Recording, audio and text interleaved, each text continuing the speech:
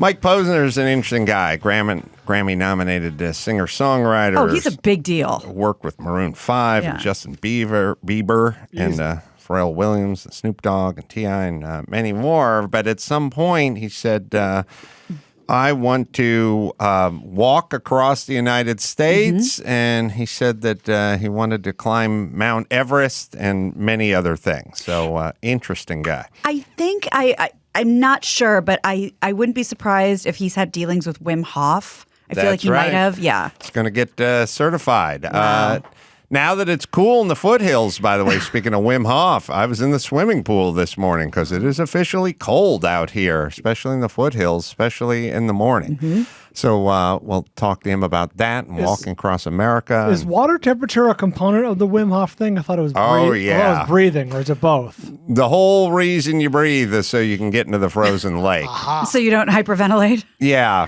If you did it from your cubicle, it would have some positive effect, I imagine, but it's all in preparation to get in the pool. Well, I look at it as cheating.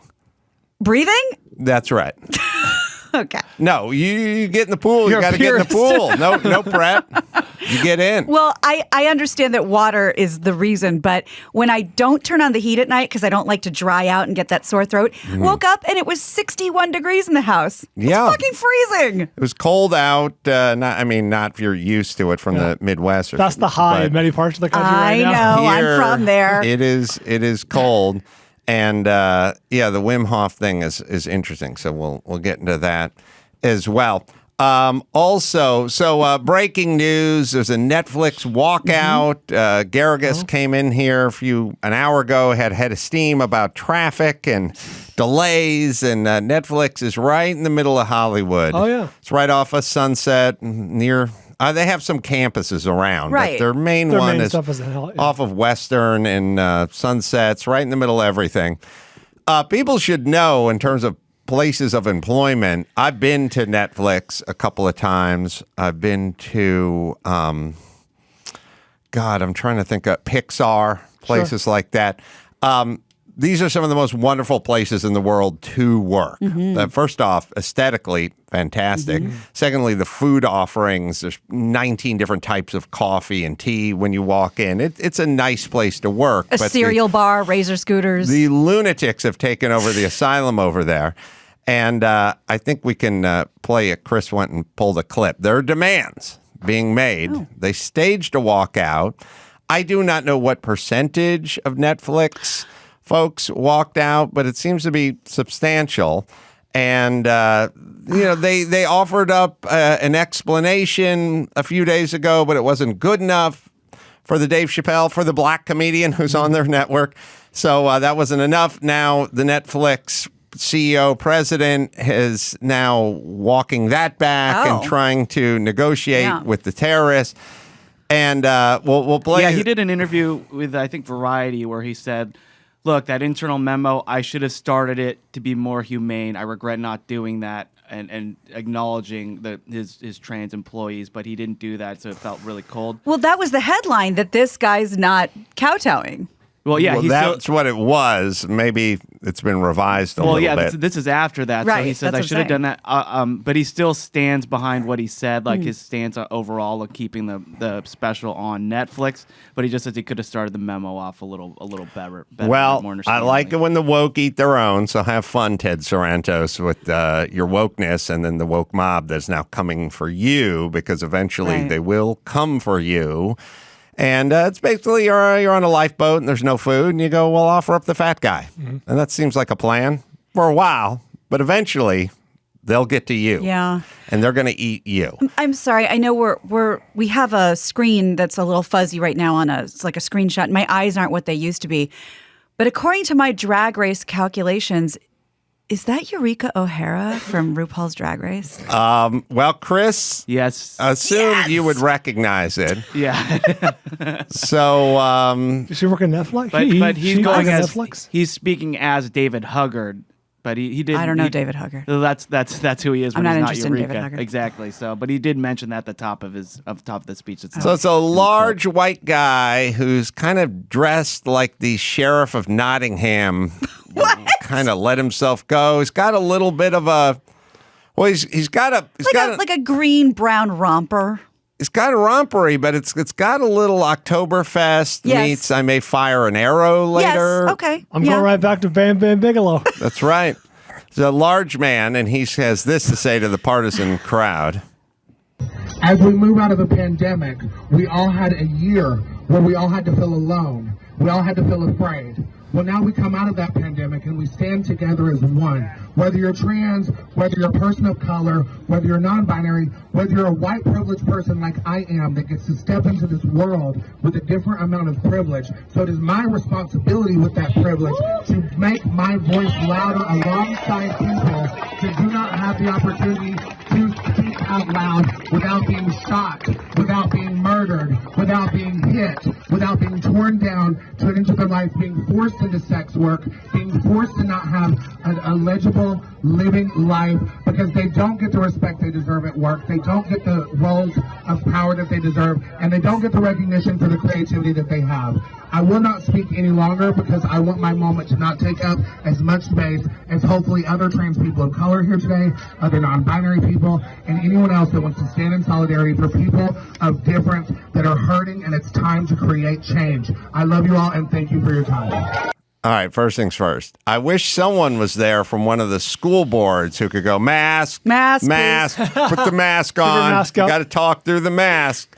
Giant trans person, number one. Number two, I don't know if Ted Sarandos is going to his trans workers and telling them they actively have to work in the sexual community like they need to. That would be a toxic farm them out for environment. sex work or sex workers. I hope not. Probably not a dangerous place to work over at Netflix for the trans Probably folk. very supportive on the scale. I would guess versus a coal mining town or the steel industry, Any it's number of jobs. probably good industry to be working in. Also, I had this sort of thought. I thought the trans community can really mobilize. Like we talk about the trans community like, well, they feel like, 26% of the population. They're way less than 1%, but yet loud, and proud. And I thought to myself, why is this? I mean, what's the dynamic behind it? And then I started thinking about it.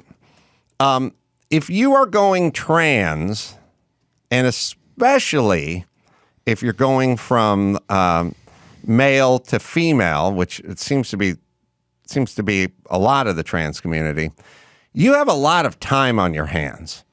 And I'll tell you why. If you notice, I've been wearing the same sweat jacket for 3 days because I'm busy. I just stopped noticing. I've just everything sounds like too much. You meant to say years. Too much. Yes, years. Everything sounds like too much for me. Right. If in fact, and you just have to sort of dissect it from a psycho kind of, let's put on our psychiatrist hats for a second, or at least psychology hats. Everything to me sounds like a hassle, too much work. No, I'm not going to that rally. I'm not going to go down there. I'm busy. Even stuff you support. Even things I support. Somebody like, that's a great idea. I'm cool here. I'm busy. Yeah. But if I was going to dedicate a couple hours of getting on the makeup and the fake titties and the eyelashes I oftentimes marvel at just women in general. Like you have to. It was the name escapes me. It'll jump back into my head. And Lisa Lampanelli, Laganja Stranja, the great Lisa Lampanelli. Lisa Lampanelli. And all the ladies on The Celebrity Apprentice, you'd stay in the hotel.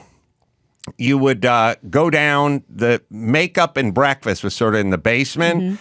And if the call time was early, it was 7 a.m., long nights, whatever. Makeup's at 5. I would go down to the basement at 6:40, put a little powder on and grab a bagel and leave. The women had been there for an hour and a half, maybe 2 hours. And Lisa was on here going, not only did I have the longest day in the world, but you got to get into makeup early. Felt like a hassle. Yes. Felt like a pretty big time suck. When you are, these are attractive women who are trying to become more attractive. That's an hour in the makeup chair. Trying to get from a dude to a chick, that could be 3 hours in the makeup chair. That's a bigger chasm. Yeah. Trying to get from dude to chick versus chick to more presentable chick.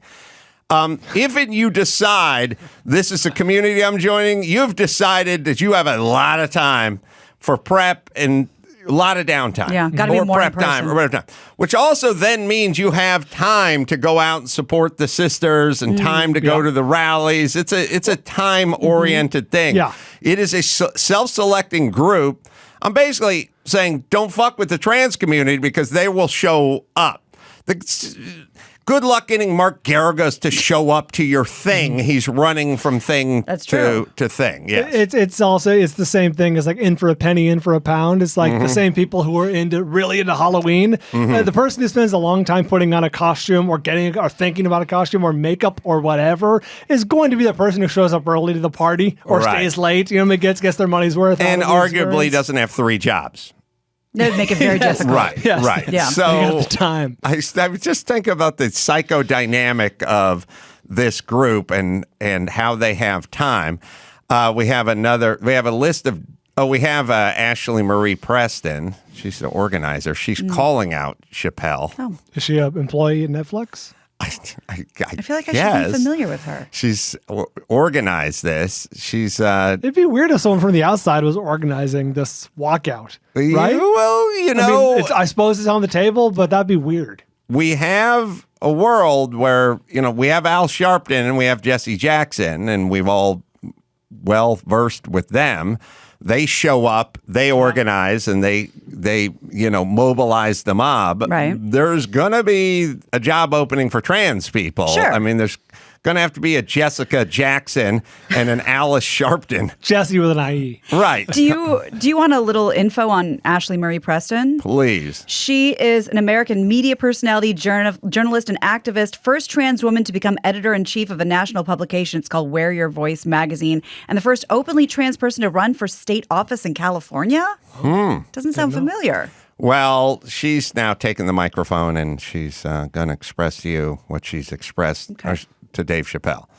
I think the message that many people expect for us to deliver today is one around why it's important to cancel Dave Chappelle. And so I want to make it very clear that this isn't an instance of cancel culture, because I've invited Dave Chappelle to have transformative dialogue with us on multiple occasions, and he has made it clear that it is not of interest to him. So just to be clear, this isn't cancel culture, but an avoidance of accountability when we've invited you to be a part of the repair that it takes to be able to not only heal culture, but to move all of us forward.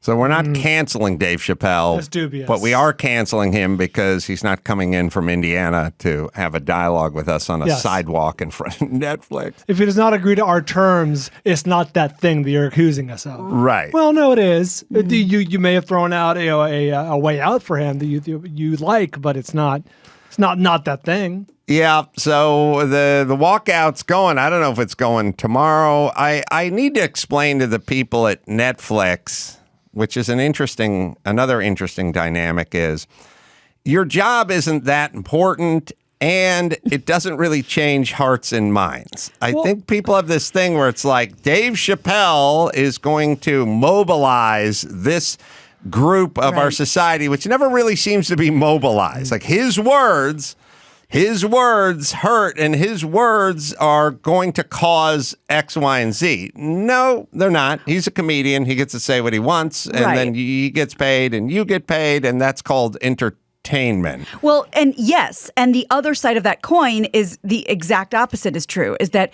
with our addiction to our tech and our little binkies that are our streaming platforms, nobody, and I mean nobody, is going to give up Netflix. Oh, that's true. Yeah. Well, what are people going to give up less or first? Netflix or In-N-Out Burger? Oh, shit. Because now In-N-Out Burger is scrapping with the city of San Francisco over vaccine mandates, and they've closed indoor dining. And look, go after all the folks that make fur coats and all the folks that run churches or synagogues or protest all you want. You can't go after Chick-fil-A or In-N-Out Burger. Yeah. We're hooked on it. It's too good. It's too good. Gotta have it. We got to have it. All your social commentary and consciousness, it's all out the window as you drive past an In-N-Out Burger. But now they're going after In-N-Out. Well, at least the city of San Francisco's gone after the In-N-Out Burger. I'm shocked that San Francisco, being San Francisco, I thought you were going to say they want them to take the John 3:16 off the bags. Well, if they get them to agree to this, maybe that's next. But In-N-Out Burger has become the first restaurant in San Francisco to be temporarily closed for failing to enforce the city's vaccine mandate. City officials made the move on October 14th after the burger chain said it will not force staff to check that customers were fully vaccinated before allowing them to dine in the restaurant. The failure to comply led to the city's Department of Health closing San Francisco's only In-N-Out. It's at Fisherman's Wharf. In-N-Out has been bullish in its response to the ruling, admitting the restaurant was not turning away customers who didn't show proof of vaccination. Quote, "We refuse to become the vaccination police for any government." Artie Wenzinger, the company's legal chief and business officer, said in a statement, "It is unreasonable, invasive, and unsafe to force our restaurant associates to segregate customers into those who may be served and those who may not." I agree. I agree with that too. And that's the thing. It's like, we know they're very well paid over at Fisherman's Wharf In-N-Out. But I'm sorry, like, even if I'm getting $17 an hour, I'm being paid to take your order. I'm being paid to flip burgers. I'm not being paid to be the bouncer. And the flip side is, who do you want that trust? Do you want to trust that 17-year-old to check and verify that's not a forgery, or that it's like, oh, I left it home. Here's my digital cup. Right. I don't want that kid doing that. The last event that I showed up to, you want to talk about range. Last week, I was in Nashville for the Daily Wire Hootenanny at the downtown Johnny Cash's Theater downtown. That was Tuesday night. Wednesday night was back in L.A. Big Hollywood kind of Jimmy Kimmel party in the middle of Hollywood. I had a friend tell me he saw you there. Oh, who was that? It was a preschool dad who I've been making friends with. He's like, oh, I saw Carolla there. Yeah, so a lot of range. Now, what a lot of people don't really understand is the people who I hung out with and spoke with for the day and the night in Nashville at the Daily Wire campus and then the event were some of the nicest people I've spoken to in a long time.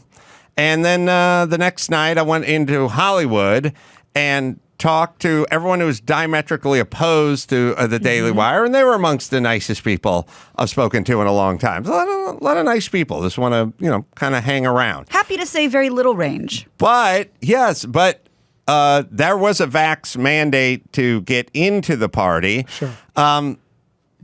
Most of this is falling under the heading of those signs. So the city, if you run a business, the city says you must post this laminated sign in the kitchen, in the warehouse, in the back, whatever, that says, minimum wage is, $13.22 an hour. You got voting, you got a vote election. Right. Whistleblower stuff. Right. Most people either don't put it up or put it up on the back of the bathroom door or something like that. There's Where rape is not allowed. Yeah, there's a lot of, wash your hands between, there's a lot of stuff that the city sort of, in the state goes, here's what you have to do. And the private businesses and the industry, they go, hey, we got you. Yeah, I guess so. And then they never put it on the wall. The vax mandates are turning into that. I walked into this party. I literally just held my phone up. There was a picture of my vax card on the phone. I just waved it, and the person just waved me by. I've been hearing a lot of stories about a lot of into stadiums, into events, into concert halls where the vax thing is somebody holds their phone up. They're not pouring over your car. They're not blacklighting it. There's no date of birth or any spellings or just boom. Just hold it up and walk. Right. Literally not breaking stride. Now, to be fair, so it was a Hollywood party. Right. It's not SoFi Stadium. It's not, officially sanctioned, whatever. But I don't know. You're nodding your head, Max Bada. Have you seen some of this or experienced some of this? Yeah, in Long Beach, if you go to any bar that doesn't have a kitchen, they come up to you and you have to show proof of vaccination. Doesn't have a kitchen. And it's exactly. Well, so we show, and it's just you just show a picture of the phone, and it's like a picture of the card, and like I mean, not that I would do this, but I was thinking I could easily Photoshop one and just make one for. You whatever. could put your card on my phone and my card on your phone, and it wouldn't slow us down. No, just glance at it. Yeah, I just didn't see it doing anything really. And then on the west side, we were literally afraid we wouldn't be able to get into the Mr. Bones pumpkin patch because Andy forgot his Vax card. It depends what side of town you're on. Take a picture of it, put it on your phone, and then you just wave it as you go by. So it's like a fast pass, just just close enough. So, the government's not going to have any vax mandates. What the government's going to do is deputize every business to do their vax mandates, and that's what we're getting, and now there's pushback. And like I said, watch it with Chick-fil-A and watch it with In-N-Out Burger, because those are the two things Americans can't do without. Bell riot, yeah. Also, do you have the list of demands, by the way, from the Netflix folks? Wait, I know they're not calling it that.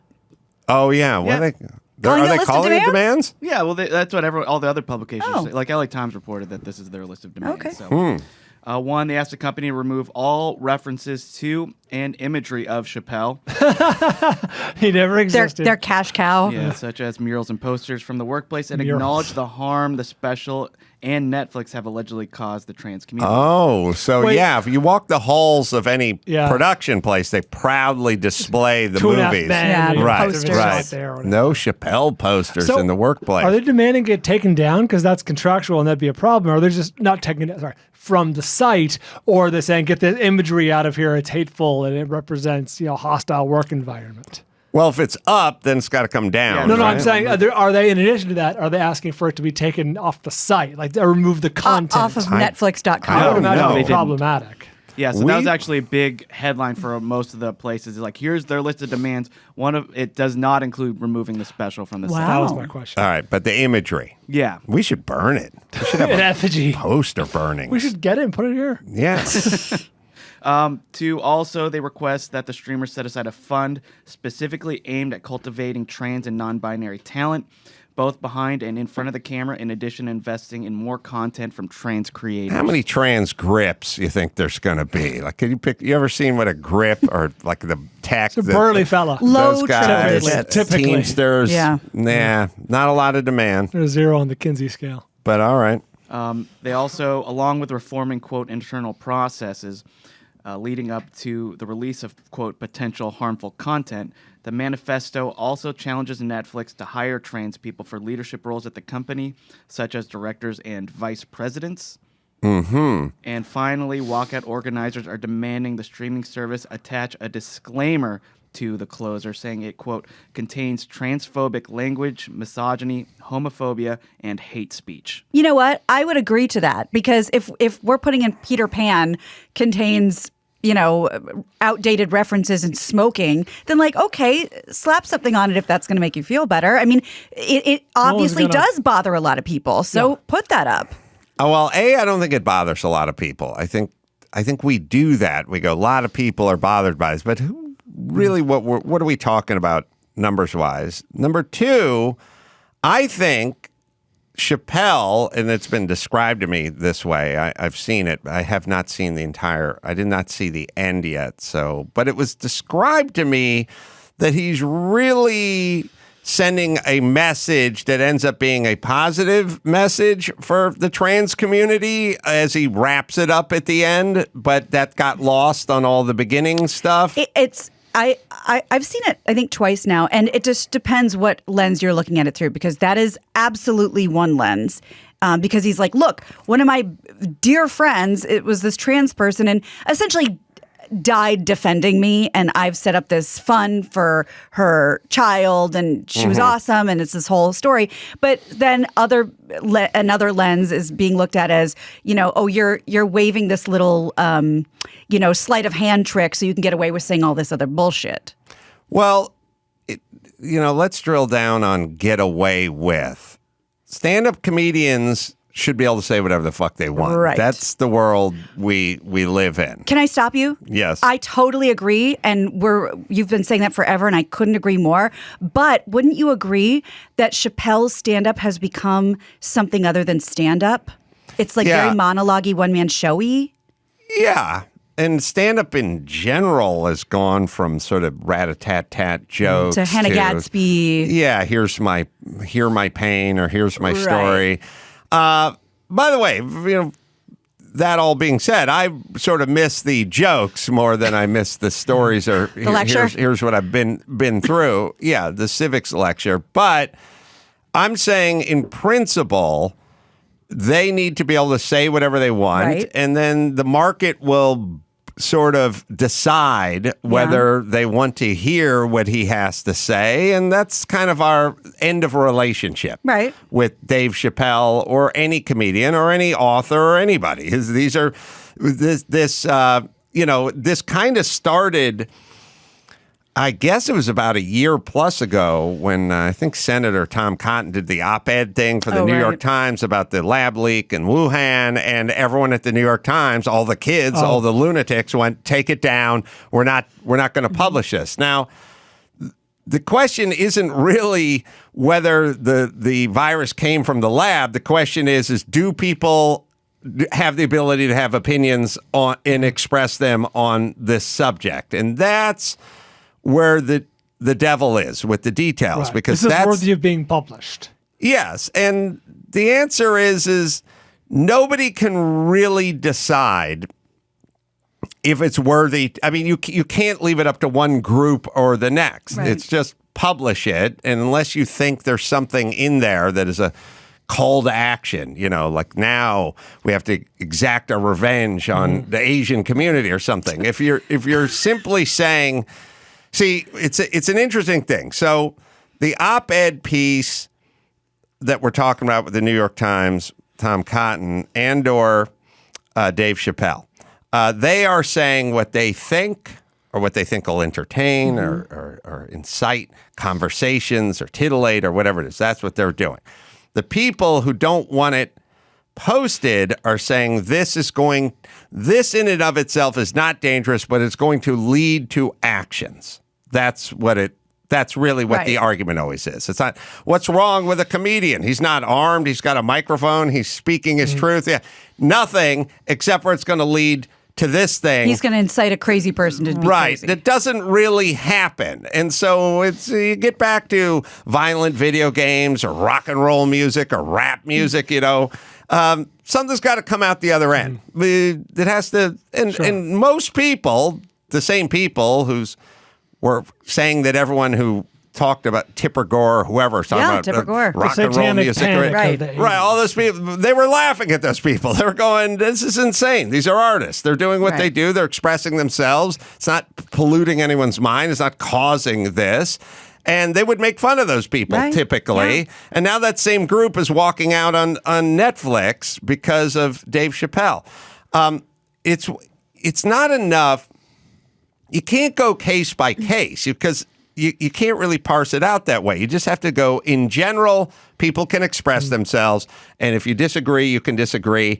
And if it incites anyone to do anything, then we must arrest that person who did anything and prosecute them to the full extent of the law. That's basically how we've set up this society. Now we're getting into, but what if? Well, you can't do the slippery slope. But what if, because then it's like this guy bought a chainsaw at the Home Depot. What if he's taking it home to dismantle his wife? Well, not good. We can't do anything until he can't stop selling chainsaws. He has to. He must do it, and then we can arrest him. We can't live in this society. Adam Carolla calls for dismembering wives. That's right. Hey, I'm glad we brought it back to, can I just say this real quick? Because I had this thought, and I brought it up, I don't know, maybe years ago, but careful if you're walking out on Netflix because the company does not reflect your values, or you're like, this is not the company I want to work for because they endorse that, or whatever it is. If you're making a stand on principle, it sounds reductive, but find another job, find another company that reflects your values. Because B, the point I'm making is, do you remember, Adam, maybe in the mid-90s when all the Major League Baseball umpires, as like a show of solidarity, like a negotiating tactic, turned in their letters of resignation on the same day, like they were trying to get a new contract, and they all resigned on the same day, thinking it would be a great idea. Right. MLB accepted the resignation. So, like, great, go. We want 5,000 of you in the minor leagues. Right. Or maybe air traffic controllers under Reagan. But this happened. I don't know about that. I remember this because I was a baseball fan in the 90s. But a lot of those guys went through years of litigation to try and get their jobs back, and other guys were just shit out of luck. Well, as we started at the beginning talking about, look, if you find Netflix to be sort of oppressive in its climate, have fun finding a job at any other establishment. Right. I don't think you're going to do better than Netflix. Well, and that's exactly why the whatever you call it, the VPs at Netflix don't give a shit, because they know it's not going to hurt their bottom line. But he did he did walk it back a bit, right? Did we read that, Chris?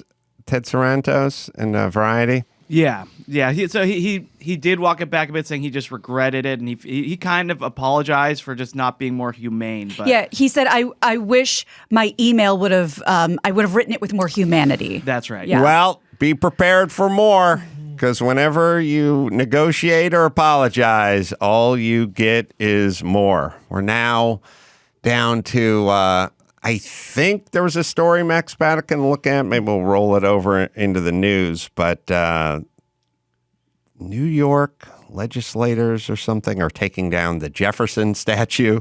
Now, it doesn't stop with Civil War guys who are on the wrong side of history. It rolls right into Boulders and Jefferson and Founding Fathers. It just goes. And what's her name with the song that Brian's going to torture me with for the rest of my life?